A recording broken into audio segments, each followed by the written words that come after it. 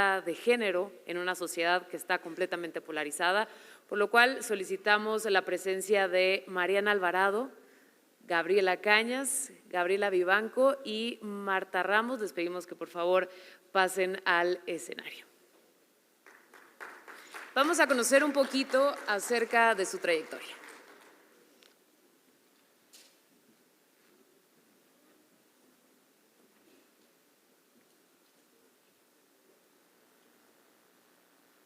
Es periodista y profesora de Florida International University y de la Universidad de Guadalajara en México.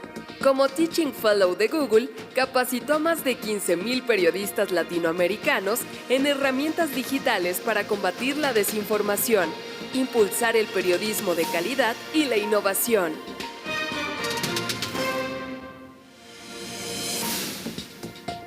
Gabriela Cañas es presidenta de la agencia EFE, la primera mujer en ocupar ese cargo. Fue profesora en el Máster de Periodismo de El País y la Universidad Autónoma de Madrid. Ha trabajado en el Diario de Cádiz, en la revista El Globo y en el diario El País. Licenciada en Periodismo por la Universidad Complutense de Madrid.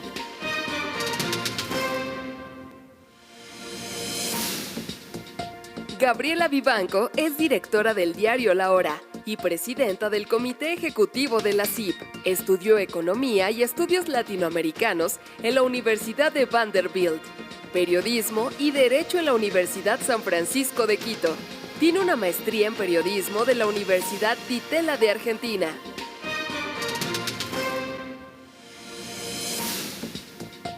Marta Ramos es directora editorial de la Organización Editorial Mexicana, OEM. Incluye un servicio de noticias, radioemisoras y sitios web. Es presidenta del Foro Mundial de Editores de WAN-IFRA, la tercera mujer en ocupar ese cargo. Fue editora web de Publímetro y directora editorial del diario 24 Horas en México.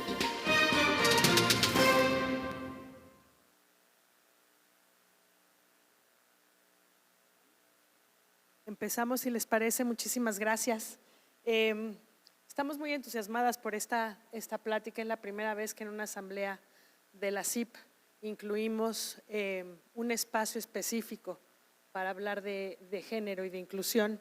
En una asamblea, además, que se ha distinguido por tener el mayor número de mujeres participando en comisiones, participando en paneles y recibiendo premios. Entonces, evidentemente la CIP tiene una apuesta importante por estos temas. Entonces, esperamos que esta conversación, que debe caber en 1 hora y ayer nos tomó como 2:30 ponernos de acuerdo de tantas cosas que quisiéramos platicar, que esta conversación pueda dejar un punto hacia adelante. Yo quisiera empezar retomando el panel anterior.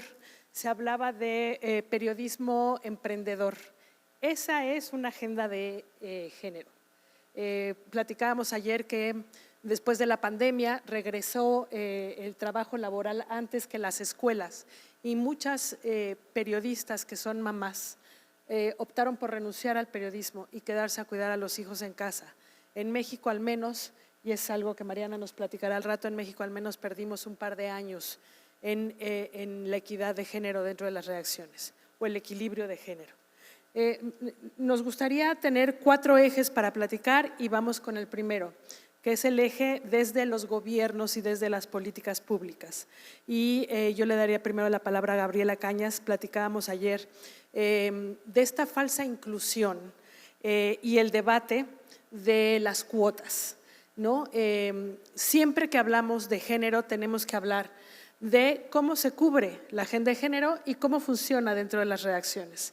Entonces, ¿cómo es que nos estamos engañando con esta inclusión de mujeres, con cuotas forzadas y con un asunto de número, pero no de calidad? Gracias, Marta, y buenos días a todo el mundo. Gracias a la CIP, me parece que esta asamblea está siendo todo un éxito. Enhorabuena. Bueno, pues yo creo que efectivamente las cuotas, lo hablamos muchas veces entre nosotras, no nos gustan, pero creemos que es una medida eficaz de transición para conseguir que las mujeres obtengamos el lugar que realmente merecemos en el terreno profesional, en todos los terrenos, el político, profesional, etcétera. Y es verdad que hay un cierto engaño en el sentido de que las cuotas, sobre todo en el mundo político, también en los medios de comunicación, a veces son simplemente un escaparate, es verdad. Son un escaparate, de esa manera hacemos ver que efectivamente las mujeres estamos donde debemos estar, y yo creo que en realidad no es así todavía. No somos ni siquiera la mayoría, al menos en la agencia EFE no hay mayoría de mujeres, teniendo en cuenta que hay cada vez más estudiantes de periodismo.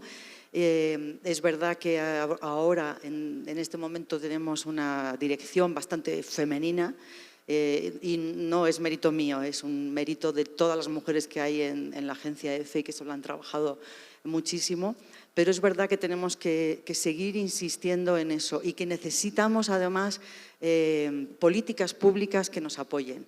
Políticas públicas propias de estados de bienestar que se ocupen de esos cuidados que tradicionalmente se han reservado para las mujeres y que han dificultado nuestra carrera profesional.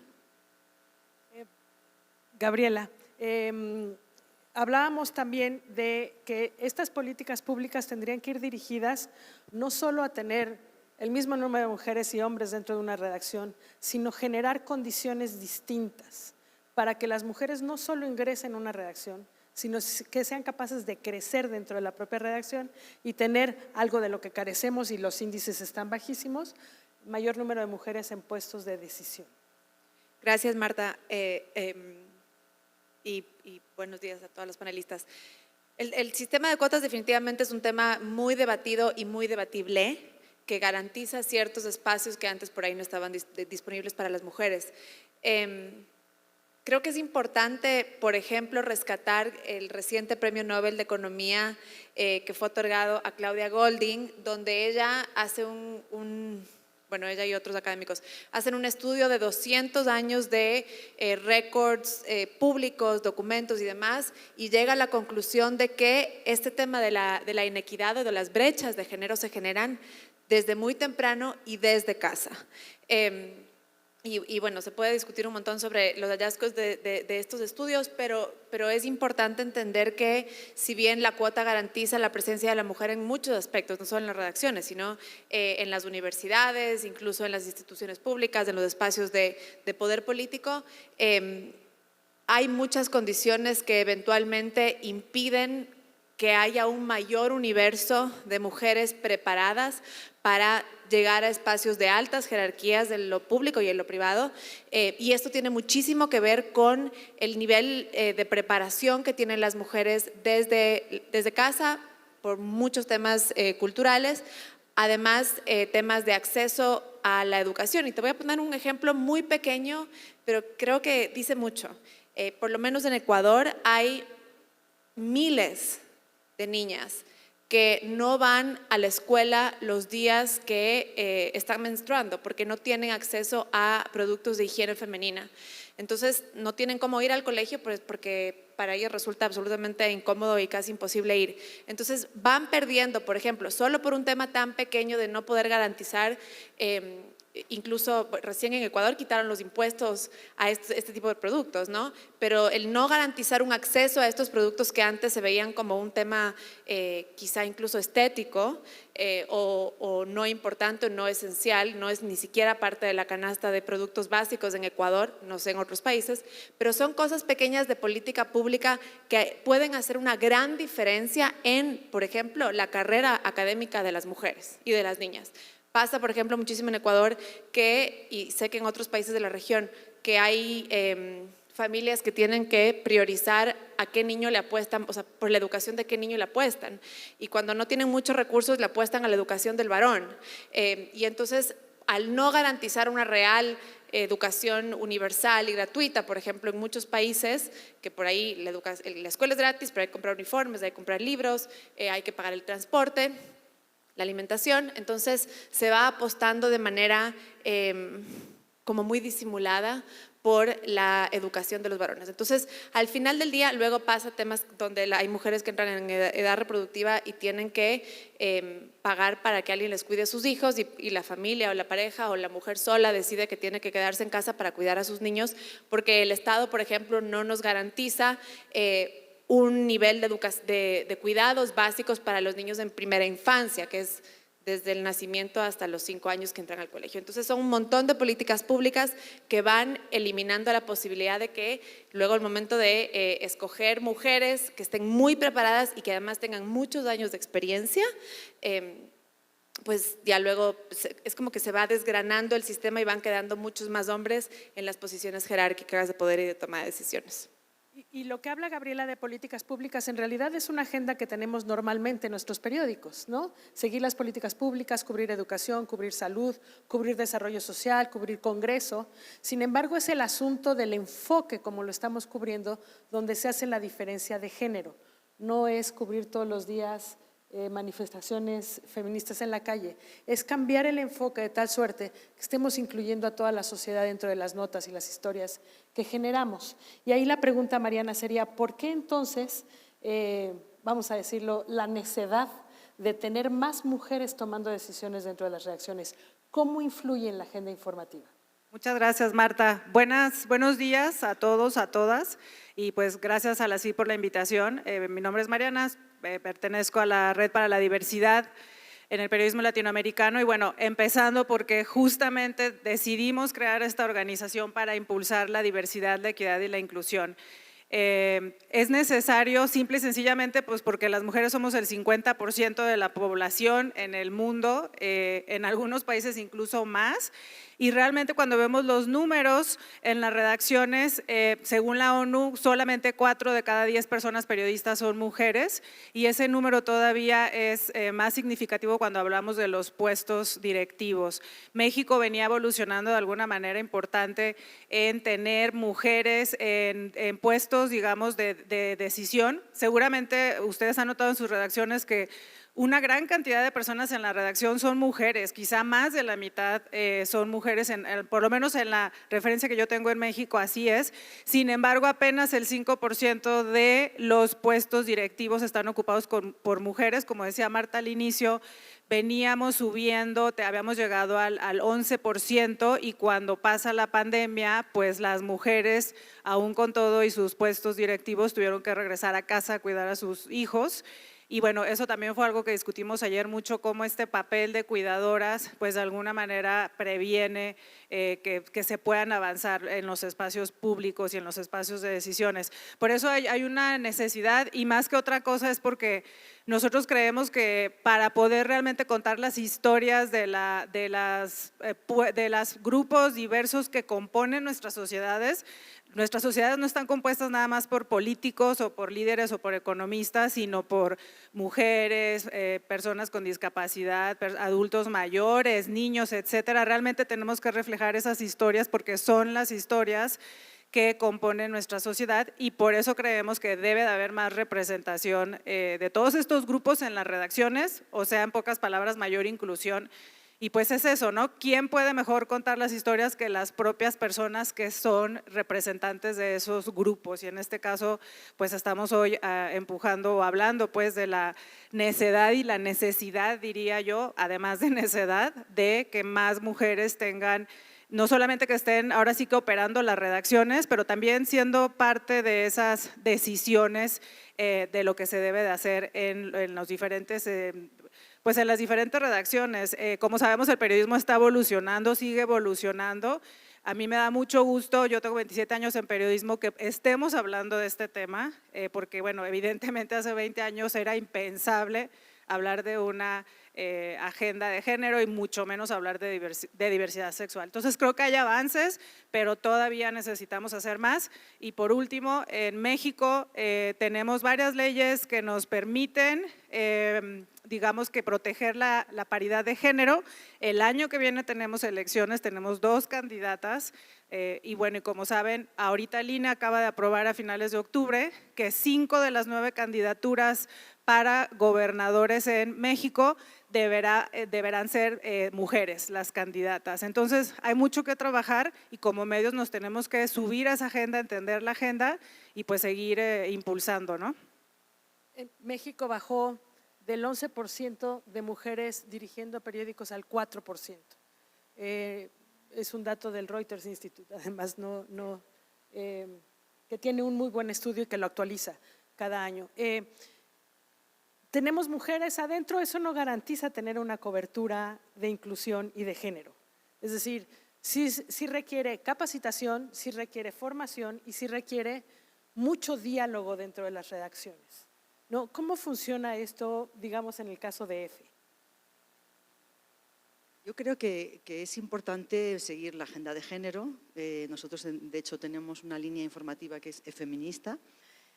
Sin embargo, estamos hablando aquí del número de mujeres directoras o de directivas en general de prensa, que yo creo que lo más importante es que eso funciona también como palanca para que las mujeres periodistas se ocupen de todo tipo de temas. Es decir, yo, que llevo muchos años en esto, siempre veía que los temas, las hard news que llamamos, eran siempre parte del trabajo de los hombres en las redacciones. Entonces, la política, la economía, la cultura es un mundo muy reservado todavía para el mundo masculino, siempre eran hombres los que cubrían eso, ¿no? Y los que en un momento dado dicen, estas son las novelas que te tienes que leer este verano, y casi todas son de autores masculinos. Yo creo que lo importante también es que desde arriba se facilite que las mujeres se ocupen de todo tipo de temas. Pongo un ejemplo.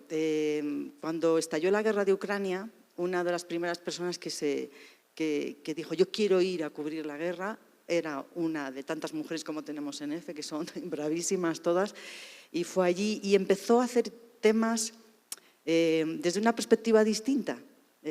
Cómo estaban pasando la guerra los niños o las mujeres o las violaciones que se estaban produciendo, etcétera, etcétera, ¿no? Y yo creo que eso es fundamental porque además hay un efecto contagio en los hombres. Los hombres empiezan también a ver el mundo. El problema que hemos tenido tradicionalmente es que el mundo nos lo han contado los hombres y tenemos que contarlo los hombres y las mujeres. Entonces yo creo que es no, iba a decir un complemento, suena un poco mal, pero sí, de alguna manera tenemos que ser las dos perspectivas las que analicemos y sobre todo que los hombres, y yo creo que eso en la lucha nuestra por la igualdad creo que es lo más importante, necesitamos que los hombres estén con nosotros porque son parte de esta lucha y porque sin ellos no lo vamos a conseguir. Y yo veo que ese contagio es cada vez mayor. Es mi visión, un poco optimista, pero es así. Se necesita el optimismo de todos modos, pero sí es verdad que no es un asunto de mujeres, es decir, la agenda de género no es un asunto de mujeres y la importancia de tener una redacción que lo refleje así es porque las redacciones siempre son como un retrato en chiquito de las sociedades a las que servimos. Entonces también permite incluir lo que evidentemente sigue siendo un filtro duro para muchas lectoras y muchos lectores que dicen, no, eso del feminismo a mí como que no me gusta y a mí no me lo pongas y a mí no, porque eso de lo que ellos hablan es una parte muy pequeñita de la agencia informativa, ¿no? De la agenda informativa. Gracias, Marta. Creo que es varios temas. El tema de la evolución voy a decir, el discurso feminista para ponerle algún término, ¿no? Lo hemos vivido también en la CIP. Yo vengo a la CIP hace muchos años, montón, y me acuerdo que desde siempre había delegadas, mujeres que tenían la intención de hacer paneles de mujeres y al comienzo iban, o sea, ni siquiera teníamos en el salón principal, era un cuarto más una oficina más chiquita, éramos 2 o 3 y realmente era difícil porque casi que uno decía, no sé ni de qué hablar más que de la violencia o de las cuotas y la presencia de las mujeres. Así que aplaudo porque realmente parte de cómo hemos evolucionado como sociedad, hemos evolucionado como redacciones y como organización. Entonces, entender que esto no es un tema de nuevo, cubrir manifestaciones o hablar solo de la violencia o la mujer como víctima, sino realmente de entender cómo podemos generar sociedades más prósperas. Y parte de eso es la data científica y de estudios, hay por millones, yo soy súper numérica, así que les pido disculpas, pero hay un montón de estudios que demuestran que hay un efecto directamente proporcional en el Producto Interno Bruto de los países en la medida en la que van incrementando la cantidad de mujeres que se incorporan al mercado laboral. Entonces nosotros que nos pasamos hablando de crisis económica y financiera en nuestros países, parte de entender cómo podemos aportar desde nuestro pequeño espacio de influencia que tenemos como medio de comunicación, que bueno, es mayor o menor según el medio y según el país, pero pero tenemos poco espacio de control, y lo que sí podemos controlar es de los temas de los cuales hablamos, y parte de eso es de entender incluso el valor económico para nuestros países y nuestras sociedades de ayudar a incluir a la mujer en el espacio laboral, ¿no? Y no es un tema de garantizar 50% de mujeres en las empresas, porque hay muchas otras cosas que vienen por detrás que hay que empezar a hacer y trabajarlas un poco más para que realmente haya una inclusión de la mujer en el espacio laboral. Y en esto yo sí quisiera introducir un par de puntos para la reflexión. Nosotros en la redacción venimos trabajando mucho el tema del estrés crónico en nuestras audiencias, y no tanto como tema de escribir noticias al respecto, sino de entender cómo incluso y especialmente hoy en este mundo con tanta información, con tanta tragedia, que además yo no sé si hay más tragedia y más conflicto bélico que hace 100 años o hace 50 años, pero definitivamente nos llega a la punta de los dedos con el celular, y lo vivimos mucho más de cerca. Entonces se siente un mundo mucho más conflictuado y conflictivo.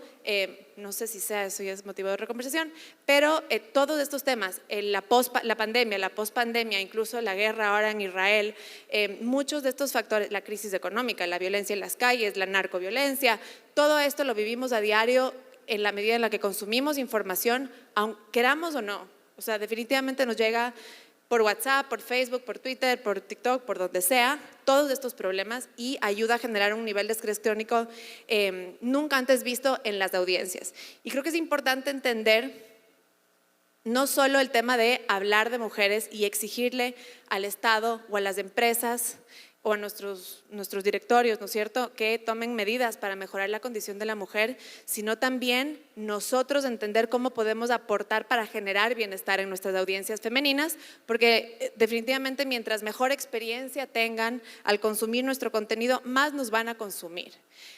Hay estudios que demuestran que este nivel de estrés crónico que tenemos como sociedades lo experimentan en mayor medida las mujeres, y las mujeres son más susceptibles a sufrir los efectos físicos y emocionales de este nivel de estrés colectivo que vivimos como sociedad. Los motivos todavía se está estudiando, ¿no? Hay estudios que dicen que es porque los seres humanos que tienen mayor nivel de testosterona, casi siempre los hombres, tienen mejores capacidades internas y físicas y hormonales para manejar los factores que generan estrés. Esa es una explicación. La otra explicación, por ejemplo, que es más sociológica, habla de que las mujeres somos más susceptibles a sufrir los efectos de los cambios en el costo del cuidado. Es decir, aumenta el costo de vida, sube la inflación, hay cortes de luz, hay violencia en las calles, cierran las escuelas, por decir algunas cosas de las que pasan en nuestros países todos los días. Hay estudios que demuestran que la mujer lo percibe mucho más personal, porque es la que tradicionalmente se encarga de cuidar a personas vulnerables, a niños, a mayores, a adultos mayores y demás. Entonces, el efecto de este estrés crónico que vivimos como sociedad lo sufren más las mujeres, y entonces sí cabe preguntarnos dentro de nuestras redacciones si es que estamos realmente ayudando a generar más estrés en nuestra audiencia, o si en lugar de eso estamos ayudando a construir bienestar en la vida personal de nuestros lectores, en la experiencia que tienen ellos cuando consumen nuestro contenido, y a la vez entonces en la cantidad de lectoras mujeres, que al final del día sí nos falta. Hay un dato interesante, ya termino, de estos estudios que con gusto se los puedo pasar ahora que terminemos. Hay varios estudios, pero hay uno que dice, hecho en Estados Unidos con una población interesante, que el 30% de las mujeres se rehúsan a consumir contenidos que no les entretienen. ¿Ya? Entonces, tenemos un 30% de mujeres que no nos consumen si es que no les estamos entreteniendo. ¿Por qué? Yo no quisiera pensar que es solo porque les gusta la banalidad y la superficialidad, sino que tal vez porque sienten que tienen que cuidarse del estrés que les genera un poco la información, y como decías tú, y lo decía la ponente de Chartbeat que vimos también aquí en días anteriores, es cómo lo estamos pintando, cómo estamos contando las noticias. Entonces, para terminar un poco esta reflexión, hay tragedias grandes e inmensas. Está la guerra, por ejemplo, hay estudios que hablan de poblaciones en China en el post-COVID o durante el COVID, después de la maratón de Boston, después del 9/11, que es un mundo distinto al que vivimos ahora porque las redes sociales no eran como son, pero hay, por ejemplo, estudios de tifones en el sudeste asiático que hablan estudian cómo perciben las personas las noticias que les damos, y solo para que tengan también un punto de reflexión, cuando las personas, y en especial las mujeres, consumen información de una tragedia que refleje la cantidad de muertos, la cantidad de ahogados, los cadáveres en la calle, en las fosas comunes de la época del COVID, las madres llorando por perder a sus familias y demás, genera muchísimo más estrés que historias de la misma tragedia que informen sobre los datos concretos de qué pasó, que informen sobre qué se está haciendo para remediar y que informen sobre los héroes. ¿Quién ayuda? ¿Quién rescata? ¿Y cómo puedo ayudar yo? Entonces, es el mismo hecho que lo estamos informando, pero vale plantearnos cómo lo estamos informando. Eso. Apoyando lo que tú dices, no es que las mujeres consuman lo que entretienen y lo que las entretiene sea una receta de cocina. Es un concepto totalmente distinto que siempre se ha visto, o sea, acerca de manera distinta y que tenemos que cambiar. Y esto me lleva un poco, Mariana, a la violencia. En México está terrible, pero no es privativa de México, y pareciera que conforme más publicamos historias de violencia, más se incrementa la violencia. Platicábamos ayer, ¿cómo es posible que los medios mexicanos hayan tomado conciencia, estén publicando más notas sobre las tragedias en México, haya leyes ya específicamente sobre cómo cubrir y dar a conocer información de feminicidios y no bajen los feminicidios? ¿Qué desde las redacciones estaremos haciendo bien o mal, o cómo lo estaremos narrando que no estamos llegando? Gracias, Marta. Pues no lo estamos narrando bien, para empezar, ¿no? Hay que decirlo como es, y no lo estamos narrando bien porque no tenemos la capacitación necesaria hacia el interior de las redacciones. Nosotros, por ejemplo, en la red, uno de nuestros principios es justamente ofrecer, yo no me gusta decir capacitación porque me parece como una palabra muy ambiciosa, pero sí compartir un poco de experiencias, sugerencias de personas que han sido expertas en el cubrimiento de estos temas a las redacciones que gusten aprender, digamos, de estas personas que tienen cierto expertise. Y seguimos viendo desde este ejercicio que nosotros venimos realizando hace un año muchísima reticencia a incluso aceptar los directivos de los medios de comunicación que nos acerquemos a ustedes, a ellos en las redacciones, ¿no? Es como, ya me van a vender el lenguaje inclusivo, es lo primero que nos dicen, ¿no? Y no es eso, no estamos promoviendo que ahora usen el arroba o que usen la o que le demos en la torre a la RAE ni nada por el estilo, estamos promoviendo entender los temas para que los podamos cubrir mejor. En México, como bien saben, tenemos pues una gran problemática de feminicidios. Y desafortunadamente cuando se dan casos que son propiamente todos los días, pero cuando ha habido casos importantes como el de Devani en Monterrey el año pasado, si mal no recuerdo, bueno, vimos una barbaridad de cosas publicadas en los medios de comunicación nacionales incluso, ¿no? Medios de comunicación que pensaríamos que tienen conocimiento para empezar, en México, esto de la paridad de género está protegido por 4 leyes, ¿no? Es un principio constitucional la paridad de género en México, es decir, no es que nos inventamos de un día para otro que hay que hablar bien del tema, está protegido por ley, es una necesidad, como decía Marta, pero nos falta muchísima preparación en los medios de comunicación. Y no es que no hay la preparación, el Centro Night para el Periodismo en las Américas, donde yo colaboro, con Rosenthal Alves, que ustedes conocen, el año pasado lanzamos un MOOC justamente sobre cómo cubrir diversidad, equidad e inclusión en las redacciones, donde tuvimos 2 módulos dedicados a la cobertura con perspectiva de género. Tuvo mucho éxito, pero pues falta todavía, ¿no? Falta, por ejemplo, que tengamos editoras de género en nuestras redacciones. Les quiero decir que en México tenemos dos editoras de género y tenemos muchos sitios de nicho, muchos sitios nativos digitales que han tenido que surgir justamente frente a ese vacío en los medios de comunicación masivos de cubrir estos temas, ¿no? Malvestida, que es un excelente ejemplo, en mi opinión personal, de coberturas con perspectiva de género. Ahorita que Gabriel hablaba justamente de los temas, no es que no nos interesen los temas, ¿no? Yo recuerdo Lado B, otro sitio nativo digital de aquí de México, de Puebla, publicó hace 3 semanas una preciosísima columna sobre la menopausia.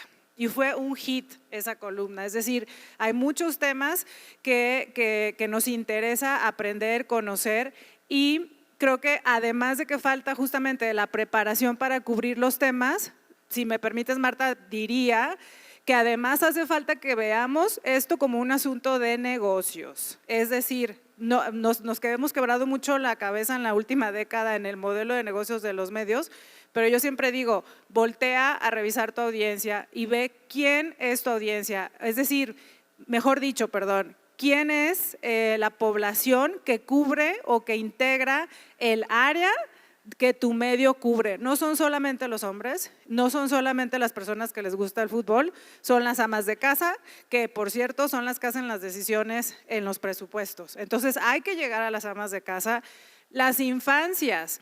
Acabamos de tener nosotros nuestra conferencia anual sobre diversidad y teníamos miedo de hacer un panel sobre cómo cubrir las infancias. Fue un verdadero reto encontrar expertos, expertas que quisieran hablar de cobertura de infancias.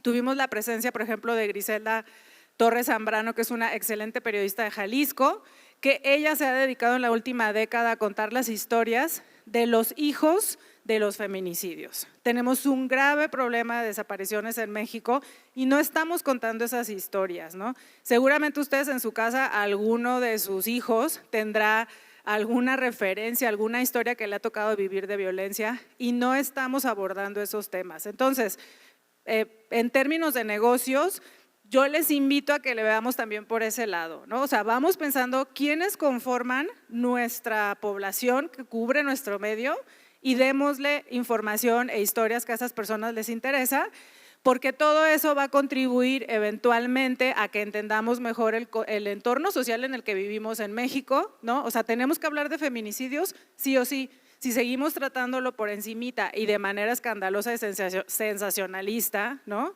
Como ha sido el caso, quiero citar otra vez el caso de Devani, yo me tomé ahí la libertad de hablarle a un par de medios para pedir que bajaran unos titulares horrendos y bueno, pues afortunadamente sí fue así, pero bueno, yo tampoco puedo ser la policía, ¿verdad?, de los medios.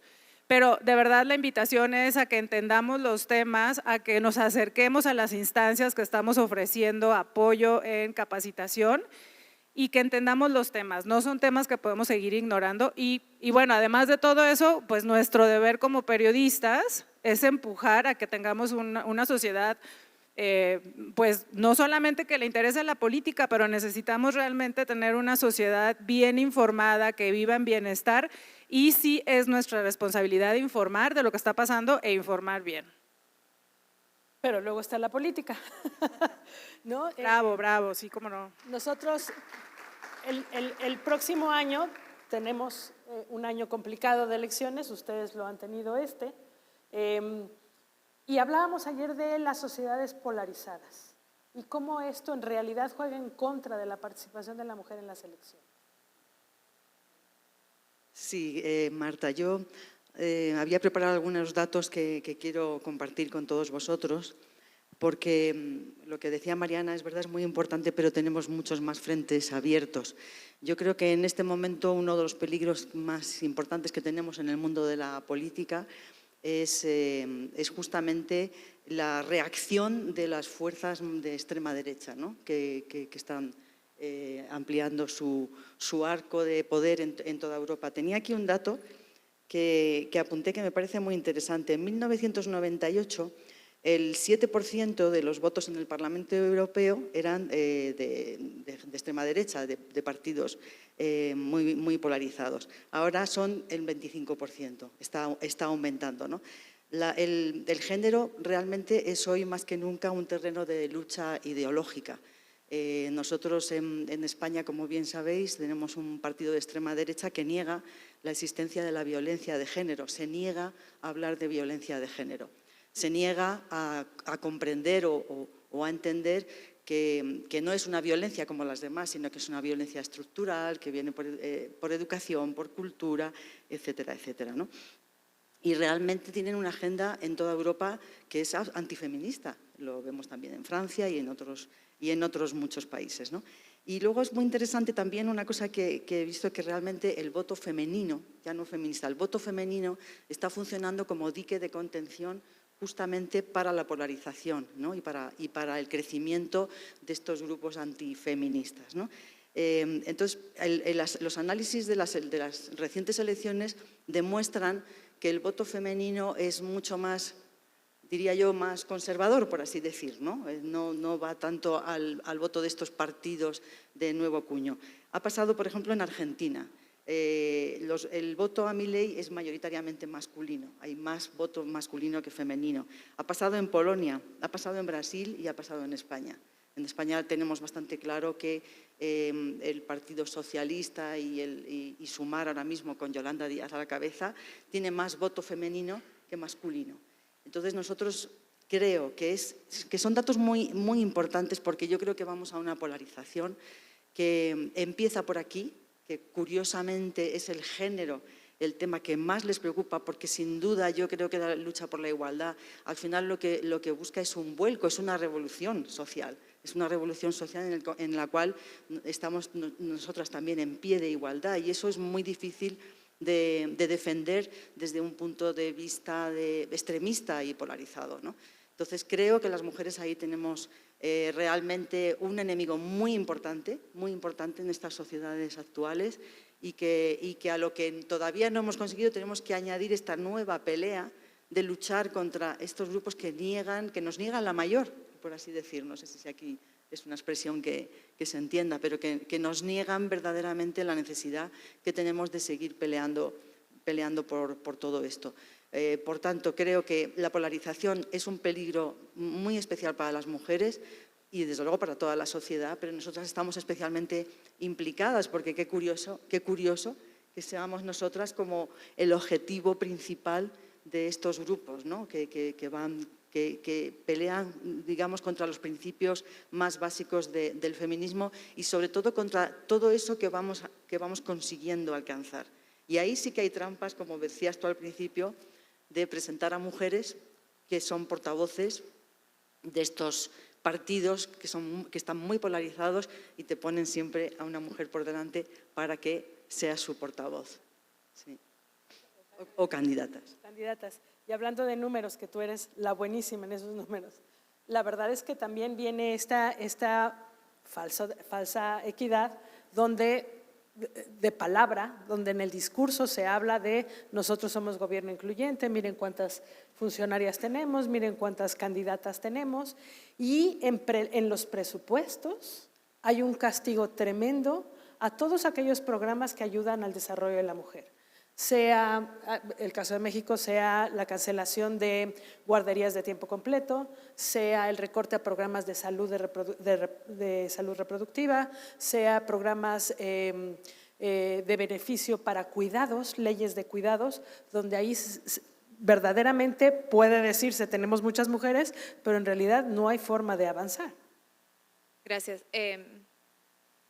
Definitivamente hay todavía esa práctica que funciona, seguramente, de poner a las mujeres al frente para decir aquí está, ¿no? Aquí está mi cuota. Por ejemplo, en Ecuador, para citar un ejemplo muy cercano a uno, en el gobierno del presidente saliente, Guillermo Lasso, habían un tercio más o menos de mujeres ministras en áreas como salud, educación, pero en el momento en el que había crisis, había una mesa chica de 5 ministros, 3 miembros de las fuerzas del orden, el presidente, su gente de confianza, ni una mujer. Y además se refleja muchísimo en las decisiones. Entonces voy a dar un ejemplo como muy anecdótico. La semana pasada empezaron unos cortes de luz antes de la última elección de la segunda vuelta.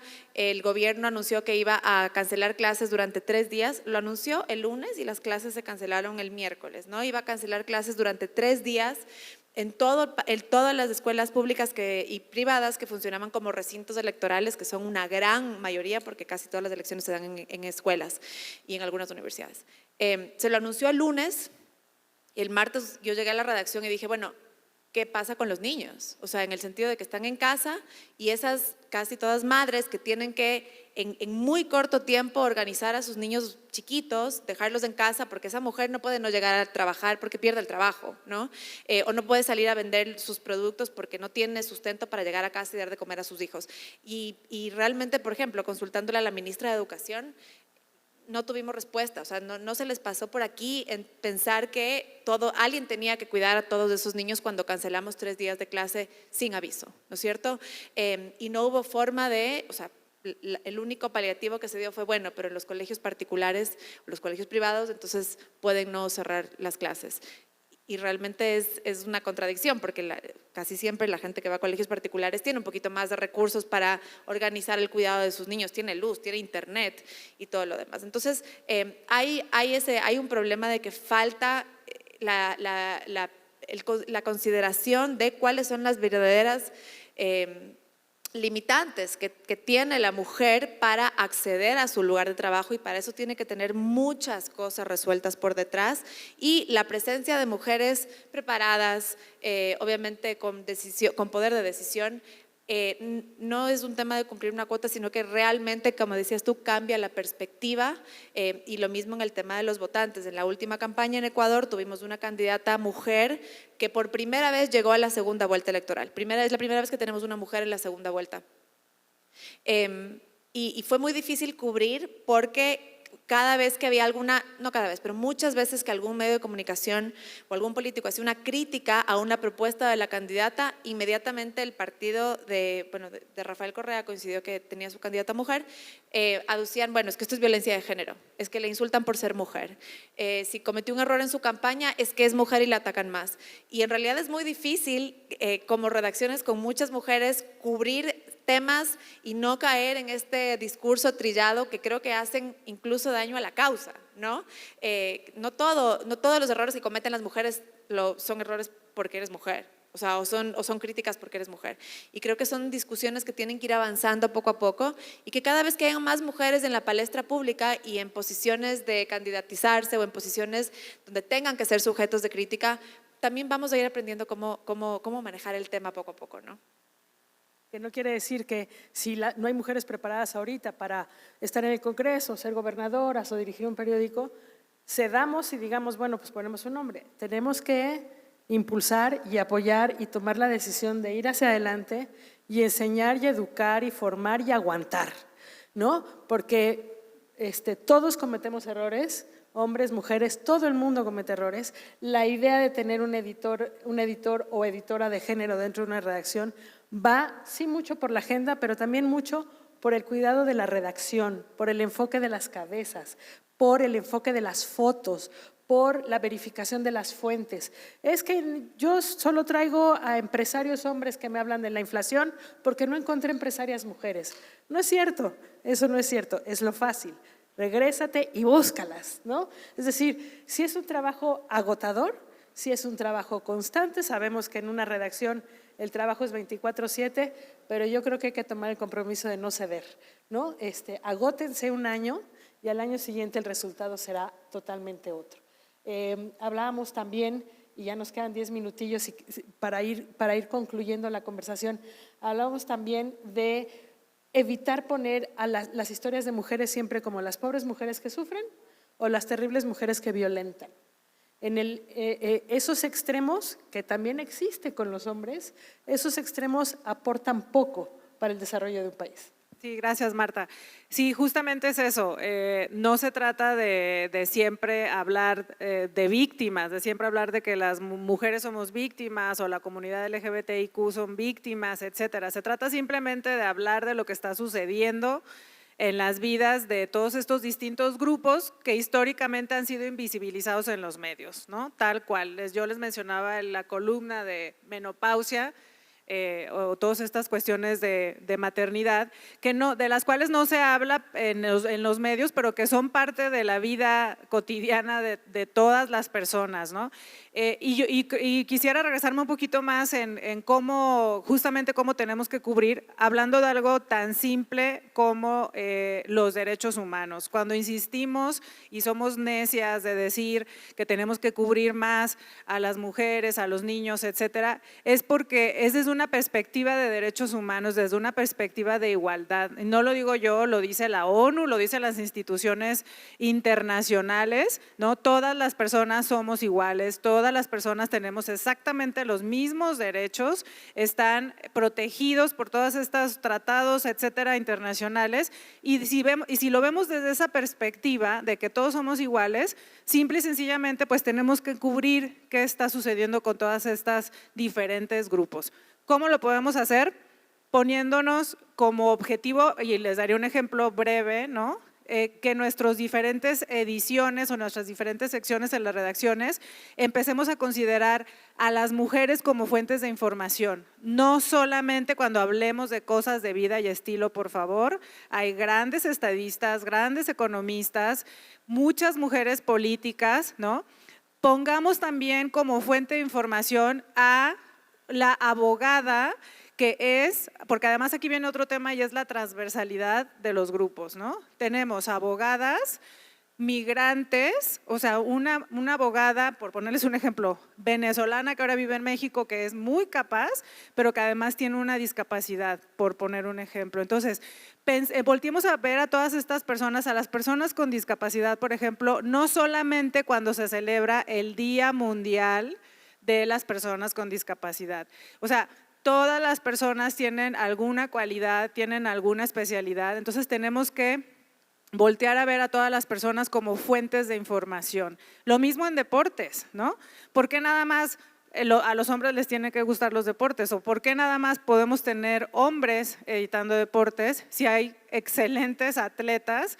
Hace unos días tuvimos los Juegos Panamericanos y a mí me indigna luego ver que pues, los medios de comunicación no estamos cubriendo todo lo que se ganaron los niños, las infancias, las adolescencias en estos juegos. Entonces, creo que es como voltear a ver que somos un todo y que los medios de comunicación tenemos la responsabilidad de representar, de retratar lo que verdaderamente sucede en la sociedad. Y perdón que insista, pero la sociedad no solamente está representada por los políticos, el presidente y los economistas, ¿no? O los intelectuales o los empresarios. Hay muchas personas que componen. Ese es un ejemplo de cómo podemos mejorar, incluir fuentes de información de diferentes grupos. Cuando se firmó el primer Tratado de Libre Comercio con Estados Unidos y Canadá, yo recuerdo que pues era un documento complejísimo, no había antecedente, el Banco de México dio talleres y cursos, nos dieron 3 tomos de este tamaño para entender de qué iba, para que pudiéramos reflejar la importancia que iba a tener ese tratado en el desarrollo de México. Pues yo esperaría un poco similar en la agenda de género, ¿no? ¿Cómo concluimos la conversación, Gabriela, hoy? Yo creo que efectivamente nos hace falta más formación, a nosotras también, para seguir la agenda de género, y creo que en la medida en que las sociedades sean más igualitarias, esta tarea nos va a resultar mucho más sencilla, porque también tenemos cada vez más políticas, abogadas, periodistas, arquitectas, que están haciendo muchas cosas. Entonces yo creo que eso se está abriendo paso por sí solo, ¿no? O sea, yo creo que lo ideal sería que pudiéramos dejar de hablar de género y que en el próximo futuro no fueran necesarios estos debates, que nosotras también tenemos mucho que decir sobre temas que interesan a todo el mundo. Es decir, lo importante es tener una voz independientemente de tu género. Ese es el mundo ideal para mí. Y yo creo que es en lo que estamos deseando estar todas y todos, ¿no? O muchos por lo menos, ¿no? Yo creo que ese sería perfecto porque creo que eso demostraría que efectivamente tenemos sociedades igualitarias en las que las mujeres tenemos mucho que decir y mucho que aportar también a la política. Esta mesa redonda hablaba de la polarización. Los datos que he dado antes yo creo que son evidentes. Yo creo que que la polarización o la no polarización necesita la implicación de más mujeres en la sociedad y en todos los ámbitos. Gabriela. Gracias, Marta. Dos temas. El uno, que no quiero que se acabe esto sin dar este dato que me pareció muy interesante, y es que en promedio, en nuestra región, las mujeres reinvierten hasta el 90% de sus ingresos en sus familias y sus comunidades, versus los hombres que reinvierten entre el 30 y el 40% de sus ingresos en las familias y las comunidades. Entonces creo que en el planteamiento de cómo captamos más clientes, cómo desarrollamos nuevas líneas de negocio, este dato de en qué gastan las mujeres sus ingresos, aunque sean menos en promedio, es interesante. Y otra cosa que creo que también es parte de la conversación que hemos tenido en todos estos paneles aquí en la CIP, es el tema de la tecnología. Está reprobado el efecto dopamínico que tenemos cuando estamos haciendo el scrolling, ¿no? De cualquier red social. Ese efecto es particularmente fuerte o adictivo en las poblaciones más jóvenes, pero también los efectos negativos. Tenemos hay en Estados Unidos una demanda en la que 41 estados le están poniendo un juicio a Meta, tratando de demostrar que Meta sabía que había un efecto negativo de su uso de algoritmo y su uso de los datos que captaba en las poblaciones jóvenes y en especial los adolescentes. Ahora, en la demanda se menciona también que este efecto negativo en la salud mental de los adolescentes es especialmente perjudicial en las niñas o en las adolescentas, si cabe el término, ¿no? Ahora, hay también un uso que toda crisis y todo problema es una oportunidad. Podemos empezar a pensar cómo podemos nosotros aplicar este efecto dopamínico en nuestro uso de las redes sociales, porque hay formas de nuevo de cómo enfocamos las noticias, cómo vendemos las noticias en redes sociales que pueden hacer uso de generar esta sensación de bienestar mientras me suministro la dopamina que me da la red social, haciendo de nuestra información más atractiva, y lo podemos hacer con información investigada, con contexto, con contraste y profunda, pero realmente tratando de entender cómo podemos, la gente igual va a estar en redes sociales, igual nosotros vamos a escoger estar en una u otra, entonces por lo menos pensemos cómo podemos hacer de esto una experiencia dopamínica un poco más positiva para nuestras audiencias. La otra cosa que es interesante es el tema de qué informar y cómo puedo informar. Y parte de esto es entender que el 60% de las mujeres no comparte una noticia si es que no le genera una reflexión o no le llama a tomar una acción. Entonces, tenemos ahí un 60% de interacciones y de shares, ¿no? Que podemos estar perdiendo por no enfocar las noticias a estas audiencias, llamándoles a la reflexión o llamando a la acción. Y por último también el entender y recordar que podemos generar experiencias positivas de consumo de nuestra información, y en eso les dejo el último dato en el cual el 70% de las mujeres comparte una noticia o una información que le cause gracia o que le haga reír. Entonces, parte de esto es dejar un poco de datos y reflexiones para que podamos atender a nuestras audiencias femeninas de mejor manera. Y pues muchísimas gracias. Pregunta, claro que sí. ¿Hay algún micrófono que nos puedan acercar, por favor? Y dos preguntas, qué emoción. Por acá primero. Gracias.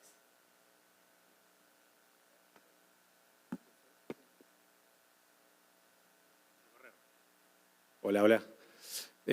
Bueno, no sé si va a ser una pregunta, pero quería agradecer formalmente a la CIP y a ustedes cuatro por este maravilloso panel y poner a disposición de los asistentes.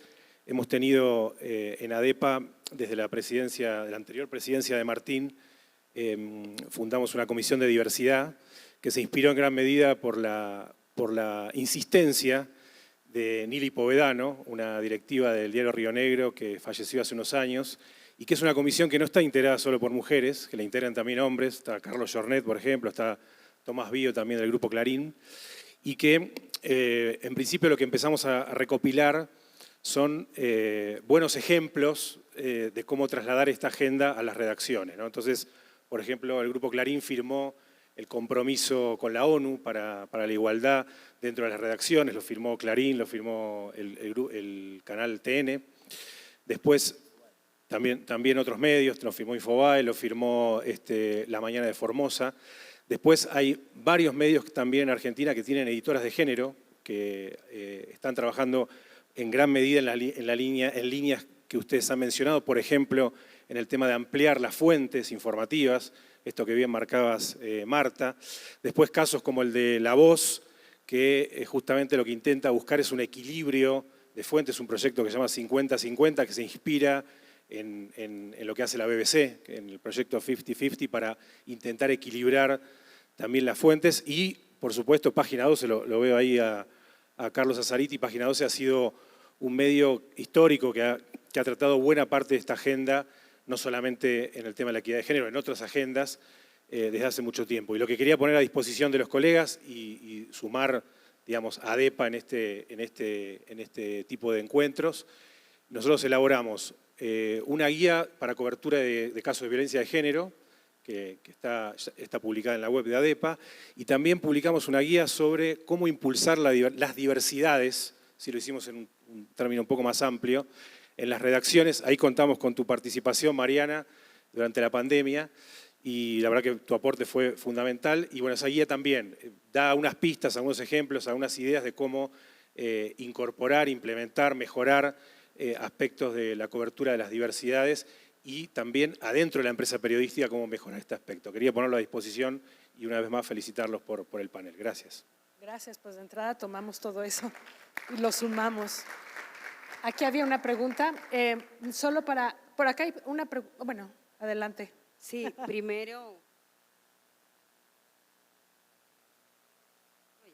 mi nombre es Wendy Santana, de República Dominicana, periodista, investigadora y también propietaria de algunos medios digitales. Primero, felicitarlas porque ustedes han expuesto los ejes focales fundamentales para que se entienda la importancia de la mujer en esta sociedad y seamos compañeras del hombre en la misma lucha, que es el bienestar común. Pero hay algo que me preocupa y quisiera saber si ustedes en esa agenda de género y de mujeres han contemplado, y es el grupo de mujeres identificadas como feministas que luchan por ese objetivo que ustedes han marcado, una igualdad y una aceptación, pero lo hacen de una manera diferente. Ellas critican al hombre, lo descalifican, lo atropellan si pueden y se manifiestan como enemigas totalmente del hombre y hacen un mundo aparte. Entonces, yo pienso que esa actitud hace daño a ese enfoque y objetivo que todas queremos, que es una educación para los hombres y que no obligarlos ni separarlos, sino que nos acepten como somos y entiendan el verdadero rol de las mujeres. Pero quisiera saber si ustedes van a trabajar con ese grupo de feministas extremistas. De entrada sí, con todo el mundo, pero adelante. Gracias, qué bueno que tocas ese punto. Yo creo que tenemos que volver a los básicos del periodismo 101, y es que todas las historias tienen diferentes voces. Y nuestro trabajo como periodistas es incluir todas las voces, justamente, ¿no? No podemos decir que todas las feministas son extremas, ¿no? Y tampoco podemos decir que estos movimientos extremistas son de feministas, no sé si me explico. O sea, no hay ni negro ni blanco, hay muchos in between, muchos grises, ¿no? Entonces, no se trata, y quería yo también cerrar con ese punto, no venimos a pelear, no se trata de pelearnos, como bien dijiste tú, y como yo insisto, desde la perspectiva de los derechos humanos somos iguales y debemos de trabajar hombro a hombro por un bienestar común. Eso es lo que nos impulsa a impulsar, valga la redundancia, esto de la perspectiva de género. ¿Cómo podemos evitar justamente eso, compañera? Pues es escribiendo y haciendo coberturas integrales, transversales, donde no estemos nada más cubriendo a las feministas extremistas y nada más cubriendo los disturbios cada 8 de marzo. Ayer platicábamos de una experiencia preciosa en México que ha habido como un pacto, una solidaridad que ha sido como más como verbal, ¿verdad, Marta? No ha habido como algo por escrito, pero los medios de comunicación en México, por ejemplo, en los últimos años han hecho unas coberturas un poco más equilibradas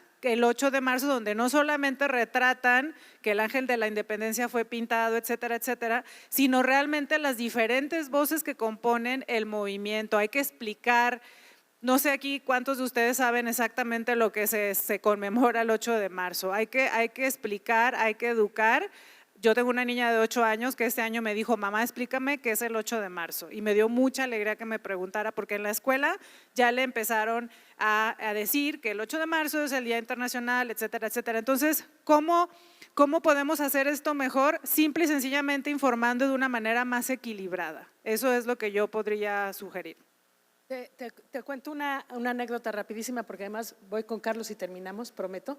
Te cuento una anécdota rapidísima. En una de esas manifestaciones, producto de portadas que varios medios publicaron, que derivó en una modificación de ley incluso, hubo una manifestación que llegó hasta nuestro periódico La Prensa, nos quemaron 2 camiones, nos rompieron vidrios y todo. La instrucción de la policía de la Ciudad de México nos dijo, ¿quieren que tapiemos? La instrucción de mi jefe fue no. Están enojadas, que rompan lo que quieran. Después de eso hubo una intervención que solicitamos con la Comisión de Derechos Humanos para que nos abriera un diálogo, bajo la condición de que no va a ser hoy, no va a ser con la cara tapada, ¿no? Y va a ser en nuestras oficinas. El diálogo fue durísimo, ¿eh? Llegaron con ganas de pleito, aguantamos, platicamos, hablamos. Al final nos tomamos la foto, un par de ellas se integraron como colaboradoras. Y a partir de entonces, cuando va a haber una manifestación, alguien nos habla y nos explica, es que hoy nos estamos quejando de esto. Y entonces el diálogo se volvió distinto, tuvo su costo y uno entiende también que tantos años ha tomado esto de educar al hombre y entonces que seamos iguales, que dicen, a ver, ya, yo te voy a explicar otra forma de hacerlo más rapidito, ¿no? Y bueno, por ahí va. Carlos, y terminamos. Sí, gracias Marta. Voy a decir algo que tal vez pueda sonar políticamente incorrecto, pero les aseguro que no es la intención, sino contribuir al debate. Estoy convencido de que tenemos que avanzar desde los medios proactivamente en el tema de la agenda de género, que tenemos que ir solucionando estos problemas que bien mencionaba Gabriela, de muchas veces las mujeres que rehúsan ocupar un cargo directivo, un cargo de conducción, por dar prioridad a su situación familiar, porque temen al conflicto, como bien decías. Pero yo evitaría utilizar la expresión políticas públicas en este tema. Cuento una cuestión que nos generó en Argentina polémica. El gobierno aprobó una ley que establecía que los servicios de comunicación, así decía la expresión, los servicios de comunicación debían tener cupo femenino, planteaban en los cargos directivos, en las redacciones en general, y quedaba claro de la lectura de ese texto que el servicio de comunicación era para los públicos y eventualmente aquellos que tienen licencia del Estado, radios y canales de televisión. Sin embargo, en la aplicación de esa ley se empezó a hablar de que los medios gráficos también teníamos, los medios privados, enteramente privados, teníamos también que avanzar en eso. Y ahí es donde yo temo que en América Latina hay muchos gobiernos que puedan utilizar la cuestión de género como un ariete para meterse en las redacciones, para trabajar sobre los contenidos incluso, para imponer un lenguaje que nosotros creo que podemos avanzar en un lenguaje neutro sin necesidad de ir a formas inclusivas como la arroba, la o tantas otras que se han ido utilizando. Entonces creo sí que los medios tenemos que tener una política proactiva, que desde las asociaciones, desde la CIP y desde las asociaciones nacionales podemos trabajar en protocolos que avancen en lo que es justamente esto, protocolos para capacitar al personal femenino en técnicas de gestión, para ayudarlos a superar los niveles de estrés, para buscar un lenguaje con perspectiva de género, para promover intercambios de experiencias, pero evitar de todos modos hablar de políticas públicas porque creo que en materia de libertad de expresión puede ser un ariete para meterse en las empresas privadas. Sí, claro. Yo, casi por alusiones, porque he hablado de políticas públicas y yo me refiero a políticas públicas referidas, por ejemplo, a los derechos parentales. derechos de maternidad y de paternidad, que se lo tomen tanto hombres como mujeres, ayudas para guarderías, ese tipo de cosas que nos afectan a todas las mujeres en todos los países. No me refería a la regulación en los medios de comunicación. Yo soy partidaria, como creo que todos vosotros, que la mejor ley de prensa es la que no existe, ¿no? Porque efectivamente la regulación es un problema. O sea, yo creo que ahora lo que necesitamos es una regulación con un carácter absolutamente distinto. Es una regulación que nos defienda, por ejemplo, de los abusos que están cometiendo las plataformas digitales, las redes sociales, nuevos medios que no tienen ningún tipo de garantía de que están dando una información veraz.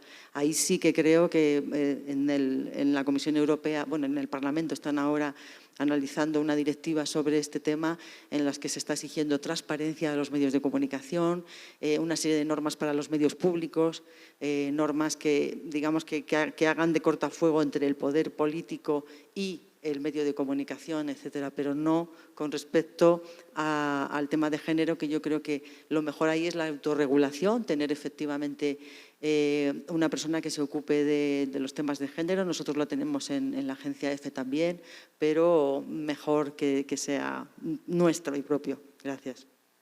Gracias. Justamente quería acotar lo último que dijo Gabriela. Me parece que tienes toda la razón y es una advertencia que también debemos observar en nuestros países, ¿no? Tenemos una gran tendencia siempre a la sobreregulación del Estado a los medios y muchas veces a nosotros, algunos países que estuvimos bajo el gobierno de los socialistas del siglo XXI, entendimos que las regulaciones a los medios no solo empezaron por el tema de comunicación y contenidos y luego fueron temas laborales, fueron temas tributarios. A nosotros nos caían, con Rafael Correa nos caía un inspector de bomberos todas las semanas y teníamos que tener un ingeniero dentro de la planta solo para estar atendiendo la inspección de los bomberos todas las semanas con amenaza de clausura. Definitivamente puede venir por ahí, porque las amenazas a los medios sí se nos cuelan por donde se pueda y por los lugares menos pensados. Entonces, yo creo que más allá de hablar o no hablar, a veces es imposible tapar el sol con un dedo y los temas existen y creo que sí, para adelantarnos a eso, quizá lo que debemos hacer es empezar a movernos con temas de género y ser súper, quizá incluso extra feministas, por decirlo así, de tal forma que por lo menos tratemos de evitar esa excusa del lado estatal, pero definitivamente es una amenaza que puede llegar y creo que vale la pena la voz de alarma para que estemos todos pendientes de que no nos caigan por ahí. Gracias, Carlos. Y muchísimas gracias. Gracias.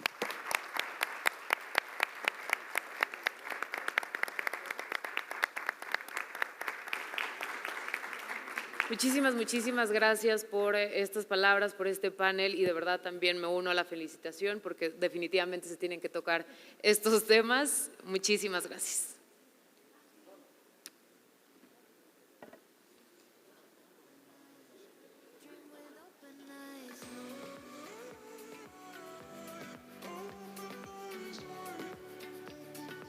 Bueno, mientras se toman la foto, antes de irnos al almuerzo cortesía de Grupo Salina, vamos a escuchar también a la galardonada Pamela J. Browning, a Cynthia Hudson,